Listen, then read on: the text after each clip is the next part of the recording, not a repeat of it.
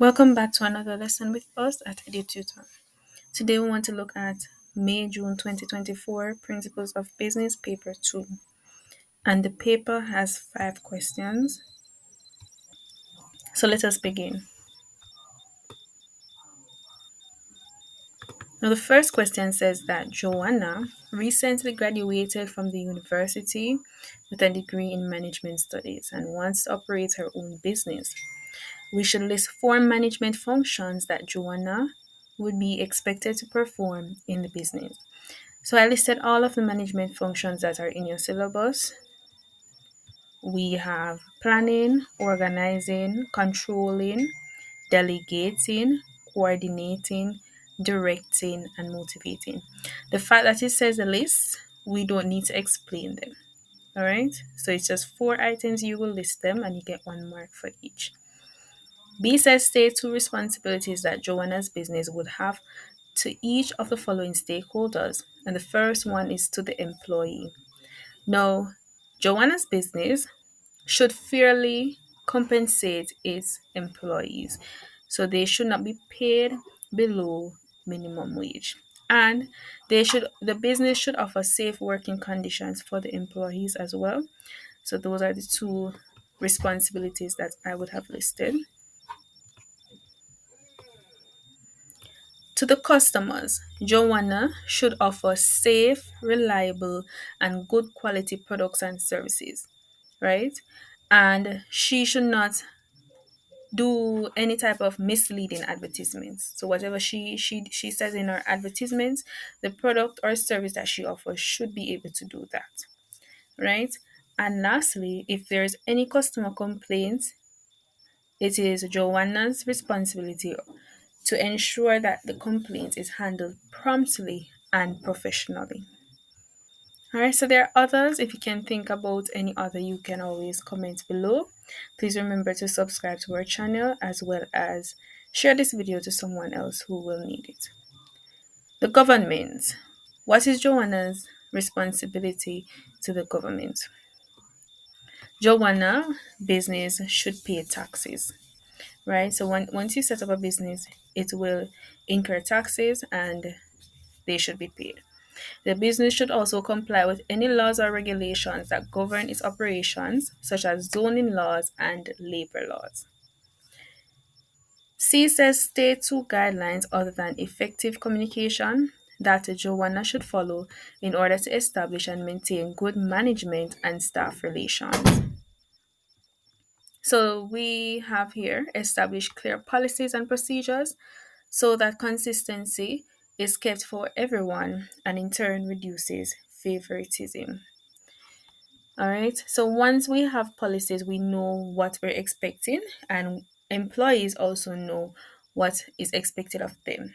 So, therefore, no one will think that there's any bias in the company or any favoritism occurring. We should regularly acknowledge both individual and team achievements so that persons feel as if what they're doing in a company would be enough and they will be rewarded for whatever good work they put out. We should also invest in training and mentoring of staff. Employees will feel supported and are more likely to remain committed and productive. Right? And lastly, involve the staff in decision making. Next, it says explain 2 strategies for effective communication that Joanna should utilize in the management of the business.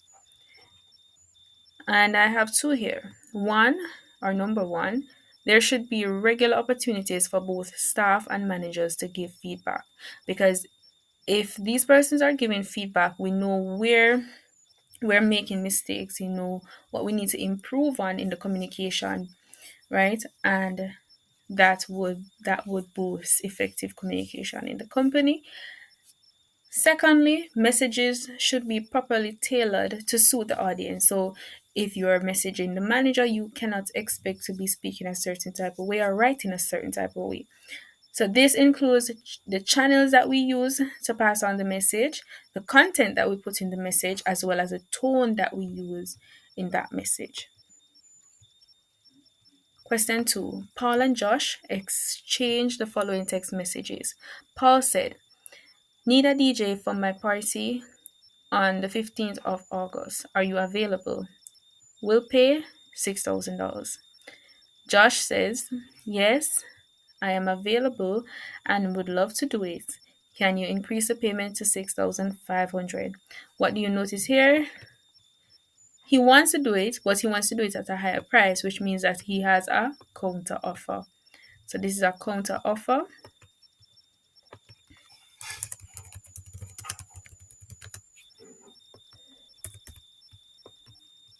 And then Paul says, "Glad you're available. We'll get back to you regarding the fee."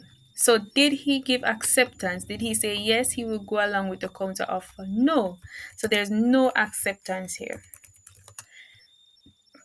Great.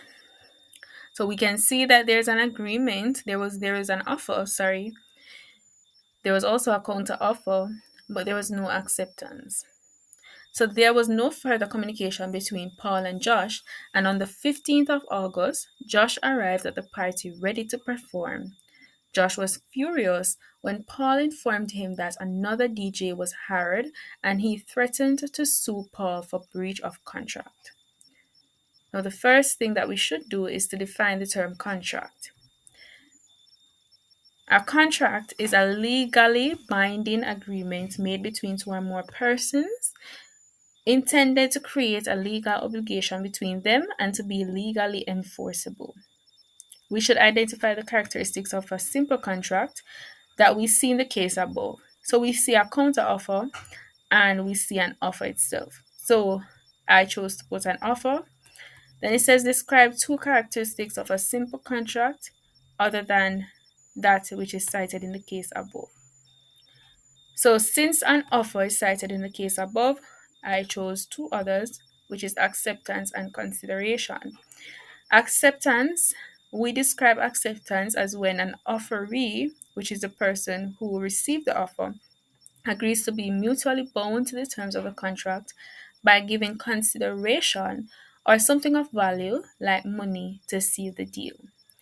And then consideration is the price that we pay for the promise of an offer, right? Thus, if one party promises to provide goods and services, something of value must be given in exchange.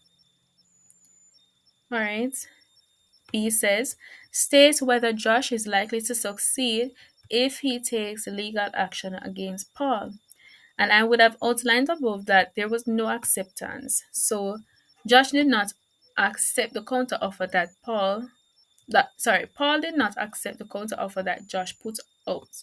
So therefore he cannot succeed in the legal action. So it's very unlikely that he's going to succeed with his legal action against Paul. And the reason behind that is because there was no definite agreement on the payment.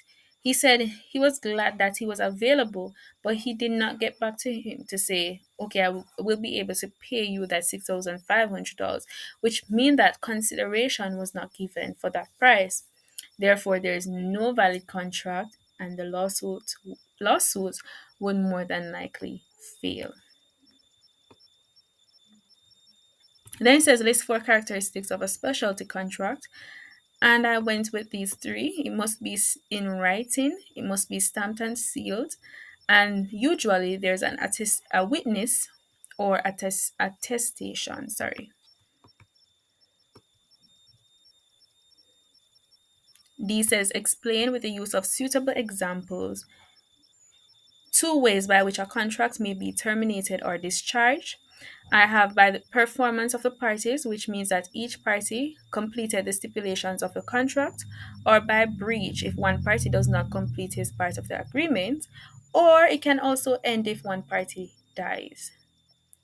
Question 3 says state the factors of production. It says state 2, I stated of 4, which is land, labor, capital, and entrepreneur. Identify one major natural resource found in the Caribbean. I identified 3: bauxite, limestone, and petroleum. And the industries that these natural resources can be found in would be mining industry, construction industry for the limestone, and energy industry for the petroleum. All right. You can have different other industries that use these natural resources, but these are the ones that I chose to outline. The table below describes four different production activities. Complete the table to show the classification of each activity by the type of production and level of production, and an example has been provided for you. And the first one, which is Oak Wood Furnishing Limited, makes wooden furniture for sale to retail stores throughout the country. What type of production is that? Since it is turning the wood to furniture, it would be manufacturing. And the level of production would be domestic consumption, since it is only used within the country. Now let us look at this at the side here.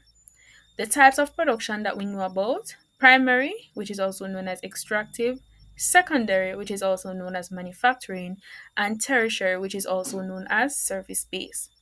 The levels of production now would be subsistence, domestic, and surplus. Subsistence is providing only for your family, so your basic needs. Uh, Domestic would be for the country, and surplus would be for export as well. So I says Prince Mackey, a Caribbean soca artist, performs across the Caribbean, Europe, and North America. So therefore, he offers his service out of his country. So we can say that this is a surplus. Now, the fact that he's an artist means that it is not extractive, it is not manufacturing, it is more like service based. So therefore, we go with tertiary production. Two, Blue Waters Fishing Cooperative, located in the parish of St. Teresa, supplies fresh fish and other seafood to restaurants and supermarkets in St. Teresa and adjoining parishes. What is the type of production here? If we're fishing, right? We're fishing for the to get the fish and the seafood, then it would be an extractive. It would be extractive, and then domestic level of production would be domestic. Now, Justin makes school uniforms for his children and other relatives. That is three. Now, Justin is making school uniforms, so this would be manufacturing.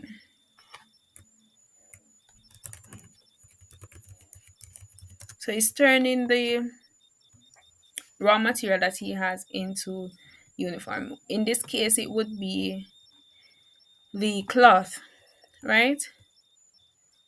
And then the level of production would be subsistence, since he's only providing for his family, right?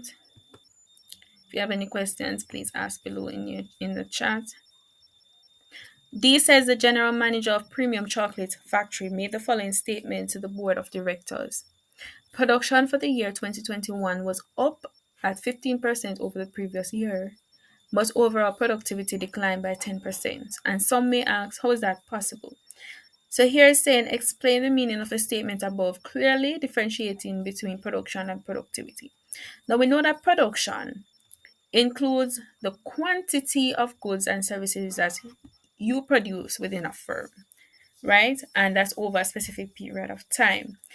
So therefore, we see that the company had produced more goods, so in quantity, more goods and services within year 2021. And to be specific, they produced 15% more.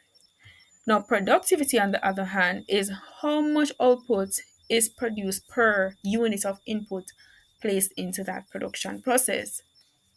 So, even though the business had increased the number of outputs, so the number of goods and services that they made, they had to input more items in the production process. And therefore, they were using a lot of inputs to make a lot of products, but more than what they normally use, right? And therefore, productivity decreased, right?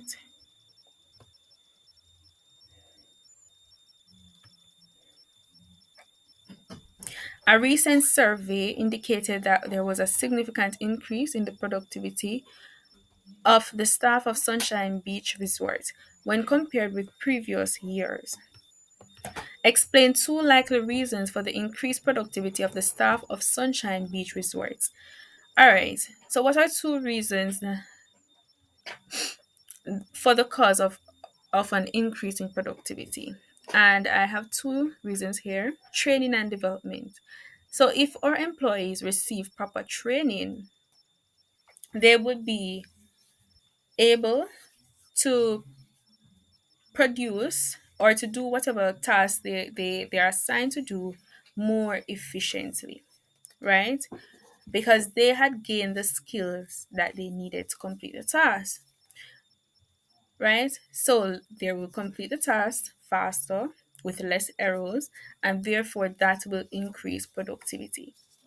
Secondly, improve technology and equipment. Modern tools would be placed into the production process, and those will help to simplify work processes. And examples of those tools include automated systems that reduce time and effort needed to complete tasks.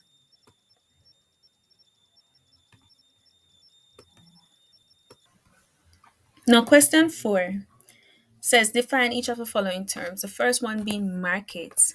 Now, a market is any situation that is made up of groups and individuals or organizations that interact in the process of buying and selling of goods and services. All right. So we have online markets as well. So you don't only have physical markets, and that is why we define markets as such. Now, marketing is the is a step or a process in the marketing, sorry, in the management. So it's a step of the management process that involves activities of identifying and anticipating the needs of a consumer with the aim of satisfying that requirement. We should list four elements of the traditional marketing mix. And we know that as the four P's, which is product, price, place, and promotion. And the fact that they say list, we don't have to explain those items. So you get your four marks just by listing them. It says describe each of the following marketing activities and state one example of each activity. And the first one is branding. Now, branding is the process of establishing a distinct brand through the use of a name, logo, or slogan. And the example that I chose to give was KFC, finger licking good. And we all know that. So the fact anytime we hear finger licking good, we think about KFC. So that's a step in branding. Sales promotion, on the other hand, includes activities and techniques designed to increase the sales of a product. And examples would be discounts, free samples, buy one, get one free, etc. D says the COVID 19 pandemic presented Pat with a business opportunity to manufacture and sell hand sanitizers. Initially, she was extremely optimistic as she thought that the demand for the product would have been great. After 1 year in operation, Pat was disappointed that the sales of her hand sanitizers were not as she expected. We should explain two factors that may have influenced the consumer's response to Pat's hand sanitizer. All right, so we have different, everybody will think about two different answers. The ones that I chose were increased competition, number one. During COVID 19, a lot of companies entered the market to sell hand sanitizers.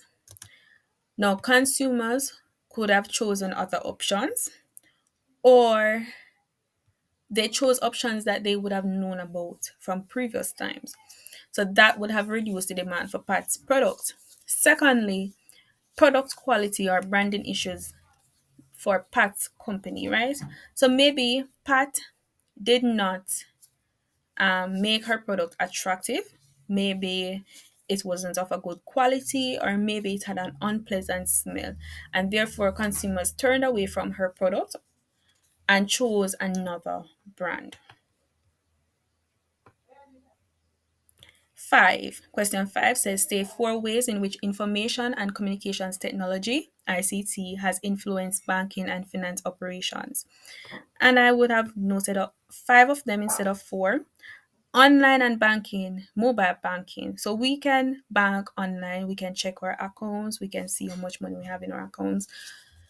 That is through ICT. ATM and electronic payments, such as POS systems.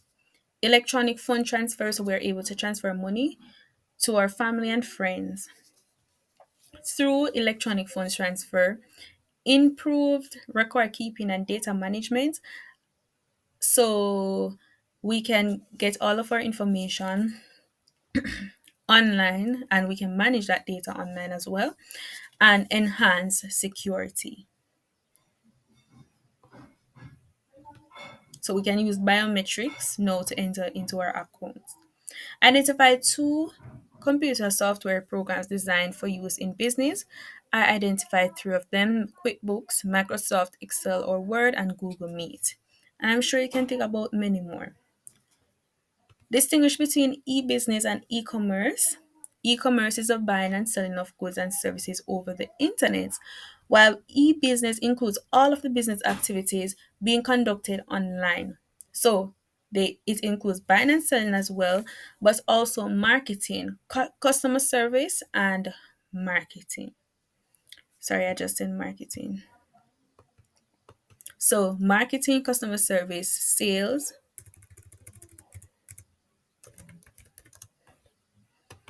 and the other business management functions. State 4 ways in which ICT could improve the operations of a business.